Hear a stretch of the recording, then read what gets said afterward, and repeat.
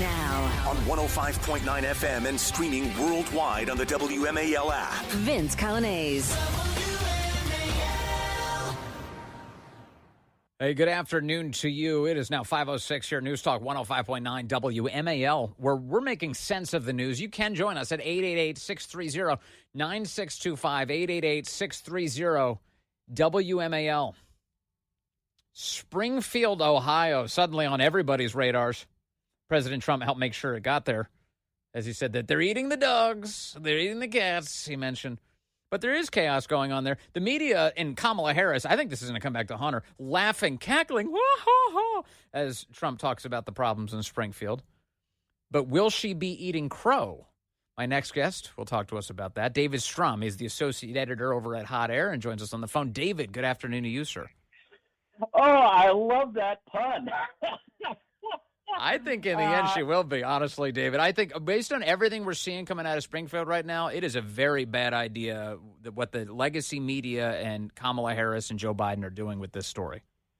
Oh, I absolutely 100% agree. In fact, I just wrote a column saying that Trump should go there and hold a rally, sit down, talk with people in Springfield, because whether or not Haitians are eating cats or dogs, what is happening there will appall the average American. And, I have seen so many leftists come out and basically call the people of Springfield losers, who basically are racist for not wanting to have 1 out of 4 people be Haitian refugees in their community. Yes. And, that's just absurd. So I'm so glad you brought that up, and I'm ashamed that I haven't really emphasized this point. I've been thinking about this a lot, though, which is that once again, the left's attacks on Trump are really just proxy attacks on the people.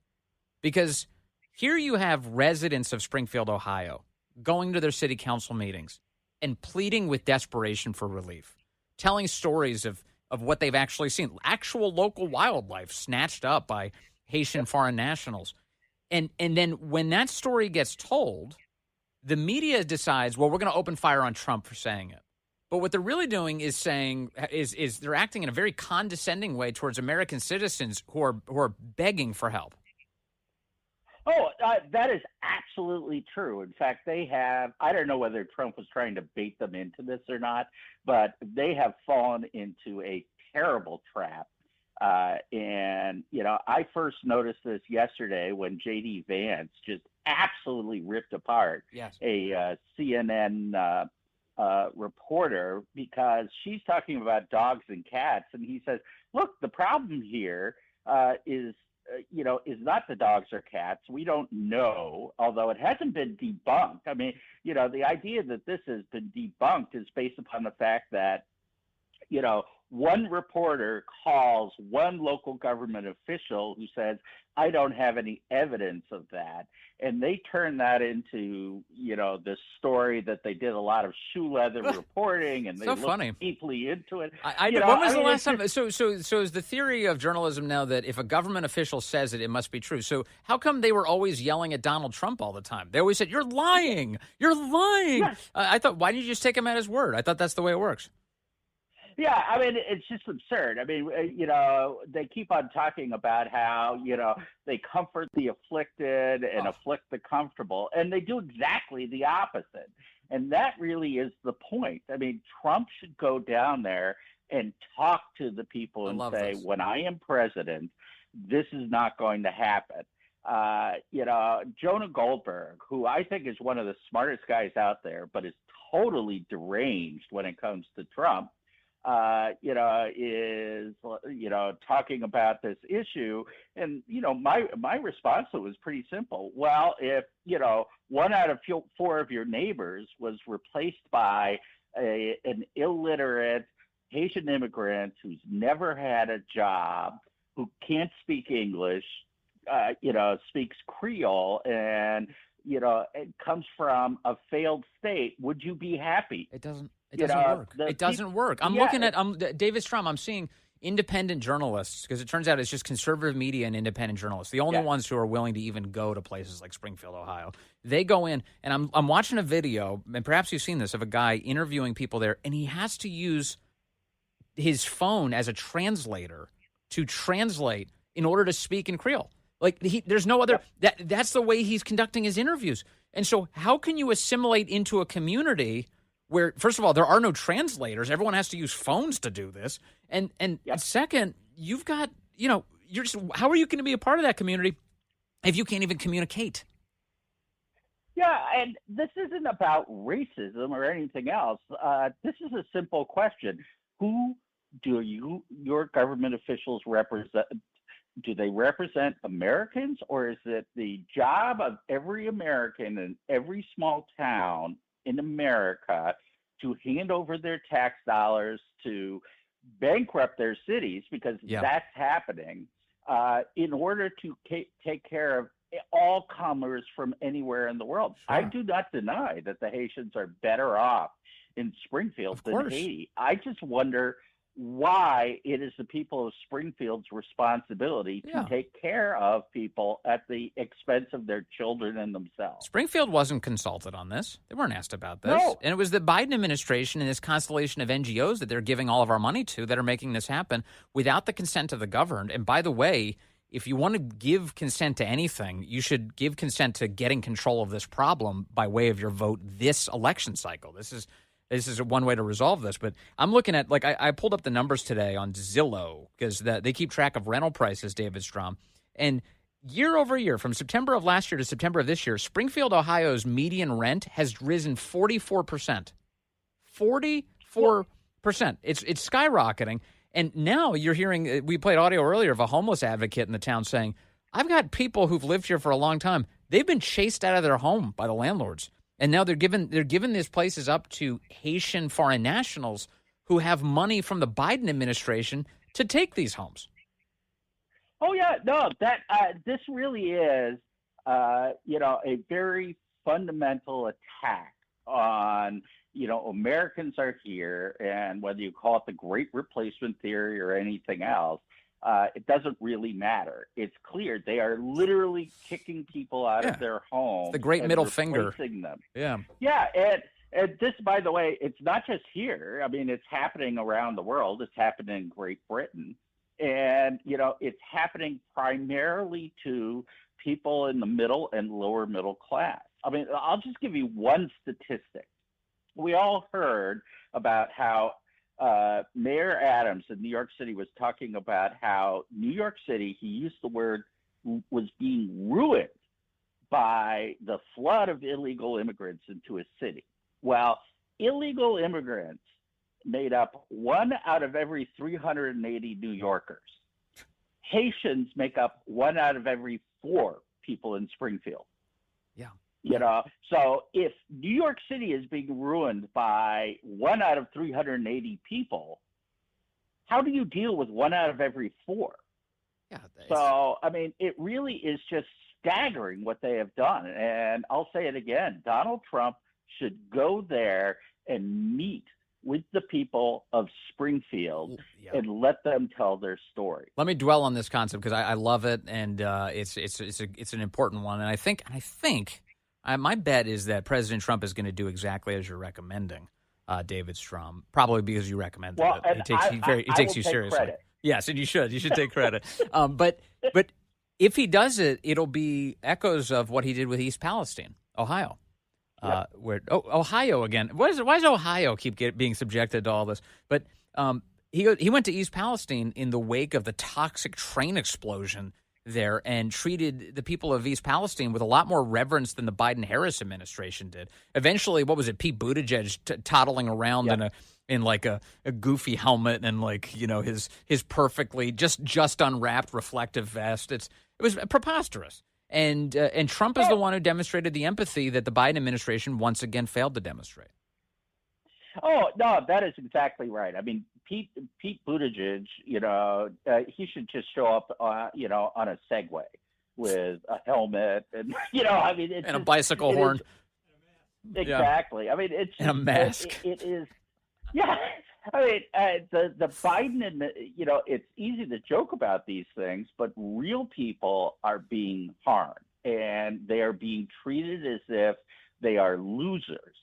And it's exactly why J.D. Vance is there, and it's exactly why Donald Trump is where he is. And you can see it again in the response to the debate. Those of us who have all gone to college, and we value our, people being articulate, and we score debates by, she won a point here and he won a point there. Oh, there's a missed opportunity. We're missing the point. People watched that and they saw Donald Trump cares about me and Kamala Harris is fake. That's what they saw. They didn't really, they were evaluating the character of the people, not the words, because we all know politicians spin, they lie. Yes. And so, none of that mattered. Yeah. What they saw was ABC and Kamala Harris ganging up, not on Donald Trump, but on us through Donald Trump. And that's why I actually think Trump is actually going to win this election, and he's going to get over 300 electoral votes because people feel the contempt that the elite, the establishment have for them. So I'm so glad you went there. First of all, I pray you're correct, and I'm rooting for that outcome too.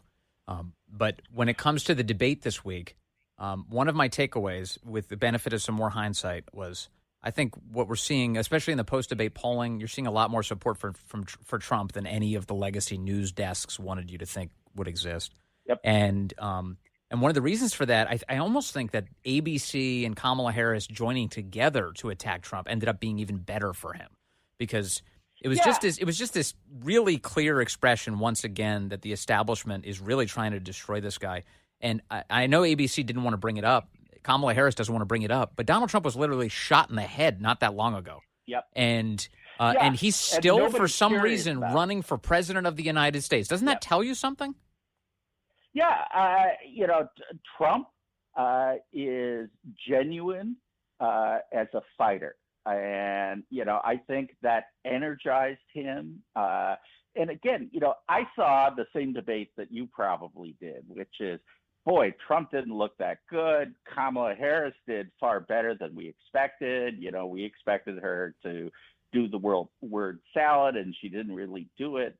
And so I walked away as my former college professor self thinking, oh, geez, it could have been so much better.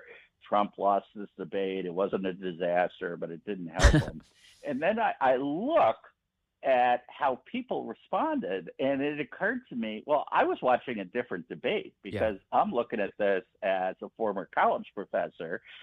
Other people are looking at that debate and asking who's on my side. Yeah, I totally agree. And in fact, I think one of the mistakes that you get tempted to make is going into this debate this week, you measure Trump at his ceiling and you measure Kamala at her floor. And so when you come in and you don't see the Trump who's at the perfect tippy top of his game, you're like, I know you can do so much better. And then when you see Kamala Harris, not stumble quite as much because she's literally been drilled for a week. I guarantee you, they have the most highly paid consultants in the world who are working overtime because everybody wants to keep their nest egg. All these super rich elite establishment figures are working like crazy right now to ensure that their power is not jeopardized. They're going to put every ounce of effort they possibly can into even a crappy student like Kamala Harris to make sure that she can present on a stage for that pivotal moment. So we don't make the mistake, again, of measuring him at his ceiling and her at her floor. Oh, I think you're absolutely right. And one of the interesting things to me is you're starting to see a kind of division among sort of the old liberal crowd and the new liberal crowd. I don't know whether you saw it, but Mark Penn, the former Clinton guy, who now is the chairman of the Harvard-Harris poll, has called for an investigation into ABC, saying it sure looks like they planned this out and they agreed to fact-check Trump and not fact-check Harris. It looks like they stacked the deck, and it looks like it wasn't fair. And it was a really shocking thing to see because he was saying what many of us were thinking, only we knew would be called conspiracy theorists. And here he is, a former Clinton guy, saying, no, I think they stacked the deck. Yes. Well, the fact is they didn't issue a single fact check of Kamala Harris, zero. And then they did all these fact checks of Trump, which were fake. They were full of lies themselves. And I just want to introduce one other detail to this conversation, David, which is that the head of ABC News, the woman who oversees ABC News, is someone called Dana Walden. She is close friends with Kamala and her husband because she introduced the two of them. That's how they got married. She gave, I think, $20,000 last year to the Biden-Harris campaign. This is somebody who is deeply conflicted, overseeing that entire news operation, and we're supposed to believe this was all on the up and up? Oh, yeah. And, you've got George Stephanopoulos there, just like you look at CNN has got all these never Trumpers. NBC is just, a horrible operation. And, we keep getting told that Fox News is biased. And you look at these people and, it's a clique.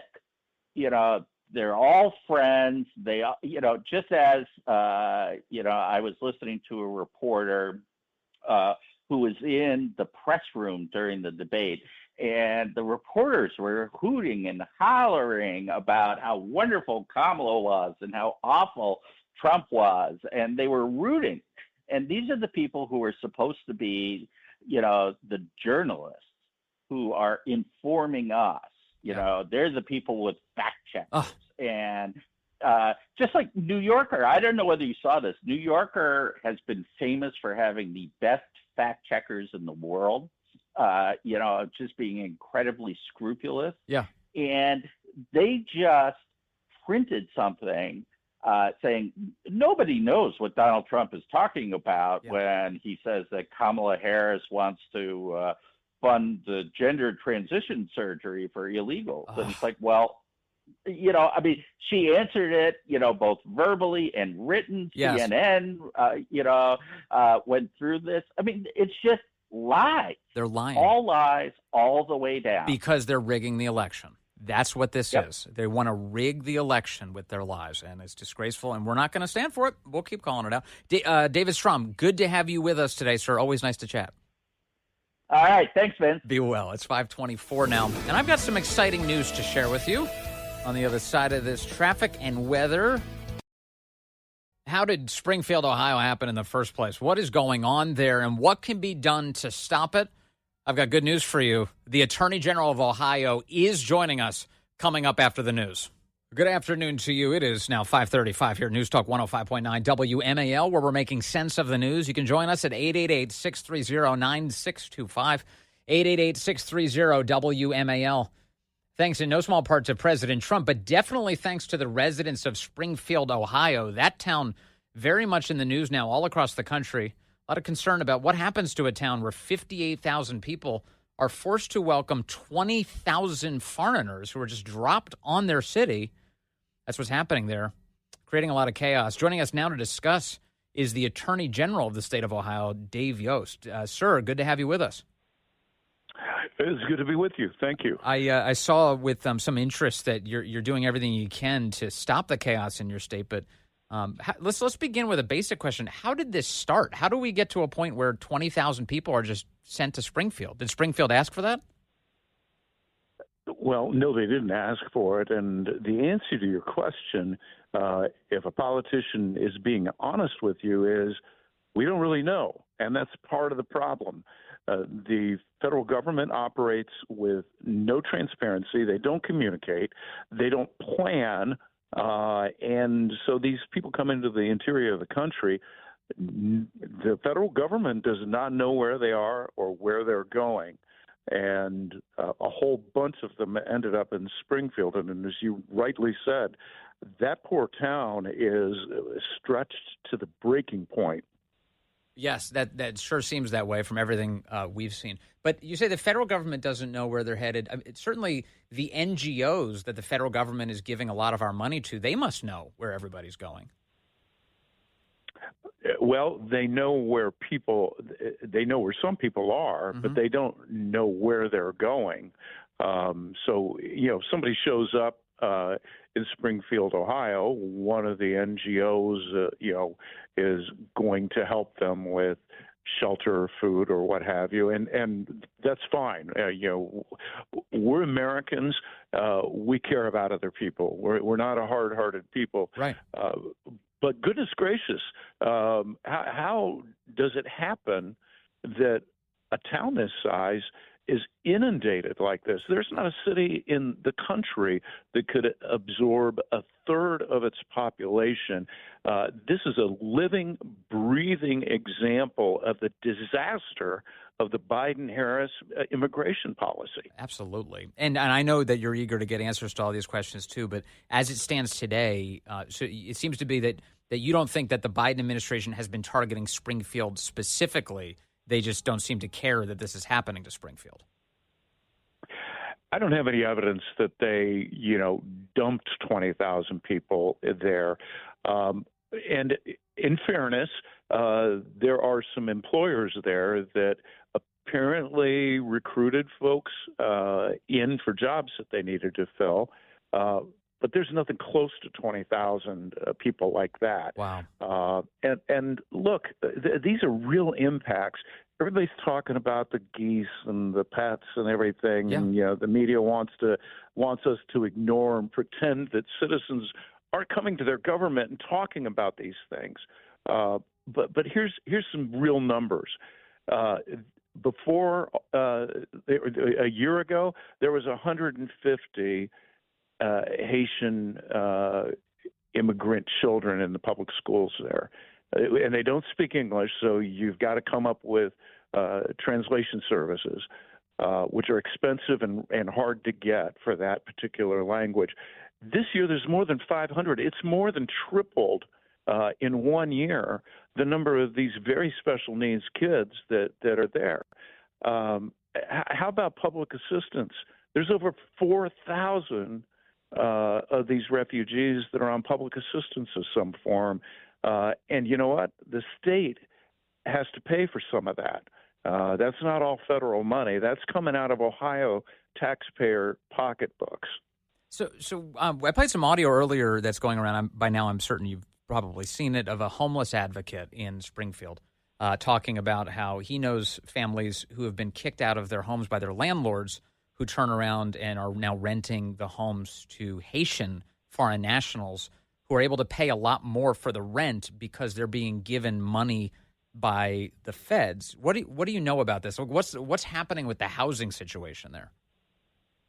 Well, the answer is I don't know what's happening with that. If what you just described is actually occurring, and a good piece of advice is let every fact be established by 2 or 3 witnesses. Sure. I'm not going to take anybody's single word for it, but that's outrageous.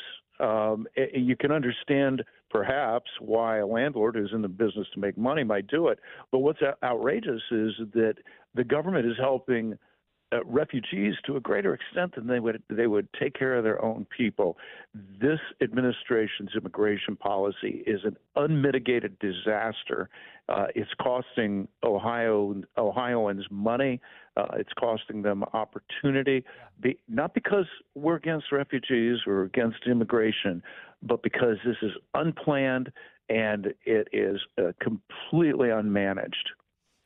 I want to talk a little bit more about some of the tragedies that have befallen Springfield, because I think they help illuminate why this is such a problem. So you mentioned how so many of the social services are overextended, the schools, the healthcare, the housing situation.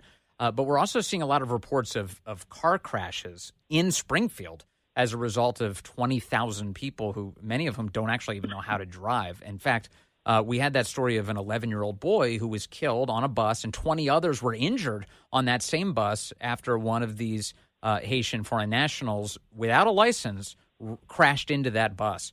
How widespread is this problem there? Well, first of all, let me say that the bus crash was a horrible tragedy. But that can happen with an American who's drunk or not paying attention or texting. Sure.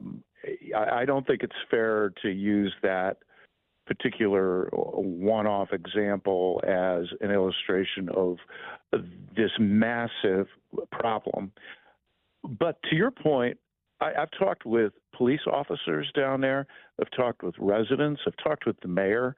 And what I hear over and over again is the danger that these uneducated, untrained drivers are posing to the community. Now, thankfully, I'm not aware of any other, people being seriously injured or killed. Sure. But it just goes to demonstrate that you can only absorb so much in a town. That's right. You can only deal with so many people that don't know how to speak your language, that don't understand your form of government, that don't know how to navigate your culture, and that don't know how to drive that one-ton car down the street that could be a deadly missile. That's right. Well, in fact, Ohio Governor Mike DeWine has dispatched state troopers into Springfield now to help with traffic enforcement, given all of the problems that you just described. If I can ask you a little bit more about what you're doing, sir, we're talking to the Attorney General of Ohio, Dave Yost. You announced this week that you are directing officials in your state to try and stop all of this from the Biden-Harris administration. Can you give us a sense of what that looks like? Yeah, so what we're doing in the Attorney General's office is we're looking for a way to get this in front of a federal judge to really challenge what is the limit of the federal government's authority. Now, the courts have given great latitude. I've been in court several times and been told I don't have standing. But here's a new question that the courts haven't answered, and I think they need to. At what point has the federal government done too much? In other words, we know that there's 8, 10, 12 million people that have come in under the Biden-Harris administration into this country, whatever number you want to pick. Sure. Could the federal government say, okay, all refugees, you're going to live in Ohio? We have 12 million people here. That would basically double our state. And I can guarantee you that we do not have the money or the resources to do that. So I think we would all say, well, that's ridiculous. You couldn't do that. Okay, but what's the legal basis to say you can't do that? Here's the thing. I know you're in Washington, D.C., and we're talking to people in a number of states in your listening area. Yeah. This could happen to any one of your towns. That should scare you to death because this is unplanned, it's unmanaged, there's no communication, and it's crushing Springfield. It could crush your town, too. You should be worried about it because if they can do it to Springfield or let it happen to Springfield, if it's just simple incompetence, they could let it happen to Alexandria, Virginia. It could happen to Fairfax. It could happen to Prince George's County. Yeah, and this area does see so much illegal alien crime already, and we're looking at what's happening in Springfield. Going, it is just horrific to see what's happening to that community. I've seen some suggestion that President Trump should pay a visit to Springfield. Would you like to see that happen? The president is always welcome in the great state of Ohio. Okay. All right. And I'm afraid I am out of time. I have enjoyed talking with you, and I hope we can do it again, Vince. Okay. I hope so, too. Thank you, Mr. Attorney General. Good to have you with us today. Thank you, sir. There he is, Dave Yost, the Attorney General of Ohio. After a little bit of a mix-up earlier in terms of landing him, we got him back on the program, so I'm glad we had him here today. So he's digging into all of this, trying to figure out how to establish, isn't it crazy? How to establish standing so that his state can stop being invaded. Well, it sounds like your state is suffering as a result. So shouldn't you have standing?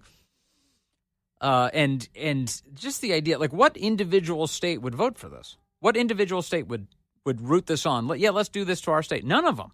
None of them. Instead, what you have, the federal government, which is supposed to be a mediating force between the states, between the 50 states, is now actually just abusing them. It's just so that you've got the federal government of the United States dropping tens of thousands of foreign nationals on you and saying, you deal with this.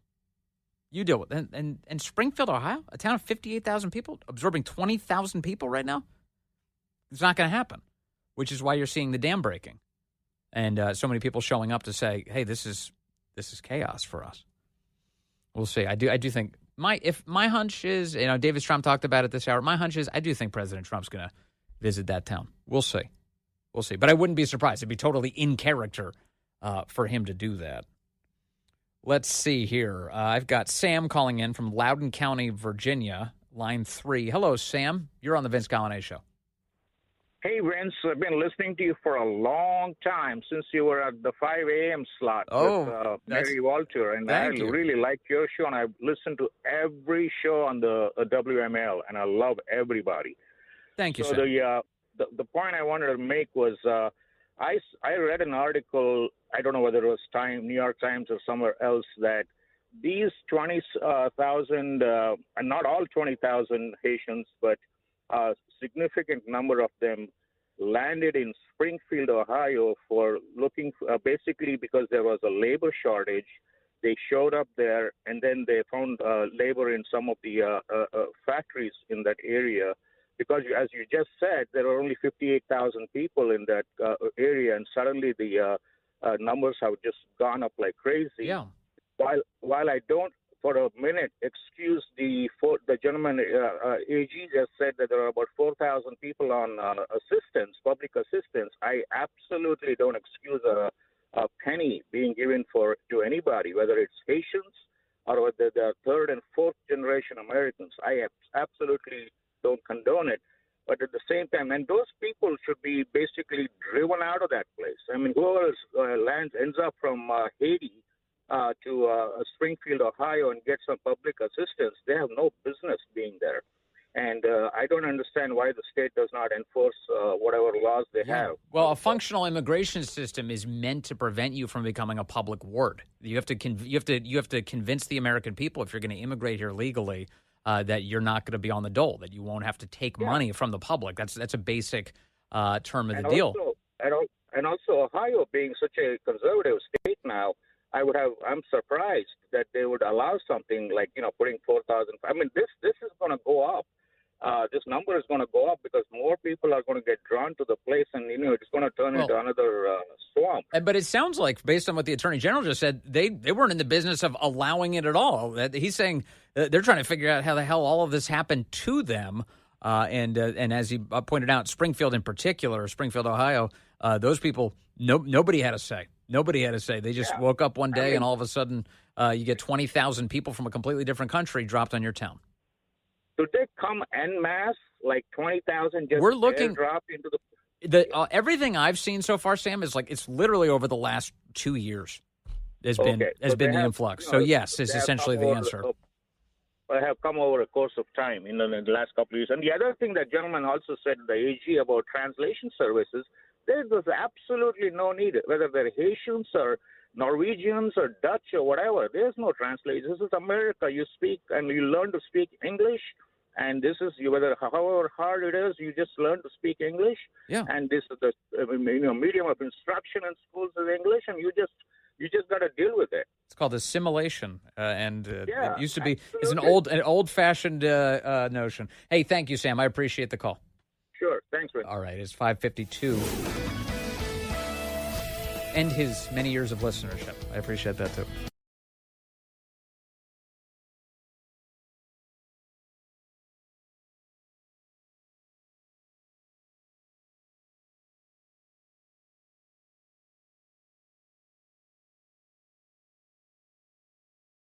WMAL, making sense of world events, because those who don't know history are doomed to repeat it. Download the WMAL app to stream us for free. The media fighting hard to get Kamala across the finish line. Congressman Tim Burchett was on C-SPAN today, and the hostess was white knighting for Kamala's name pronunciation. Congressman, the vice president pronounces her first name, Kamala. You mispronounce it. Do you do that on purpose? No, ma'am. I don't know how she pronounces it. This is the first time anybody's ever told me that. How did I say it? You said Kamala, and it's Kamala. Kamala, okay. Well, my last name's Burchett, and I dare say nobody's ever, Sean Hannity's didn't even get my name right when I was on there, and I don't pitch a fit. And I don't pitch a fit. Have you ever seen how my name's spelled? It's a disaster. It's like impossible. Coglianese. The whole reason I have a radio show is to try and train people on how to say my name. That's it. That's the whole thing. It's just a service for my family. Coglianese. Nobody says it right. I don't throw a fit. I just get a radio show, and then I tell people how to do it. Hey, up next, the great one, Mark Levin, WMAL. News Talk 105.9 WMAL. Making sense of the news.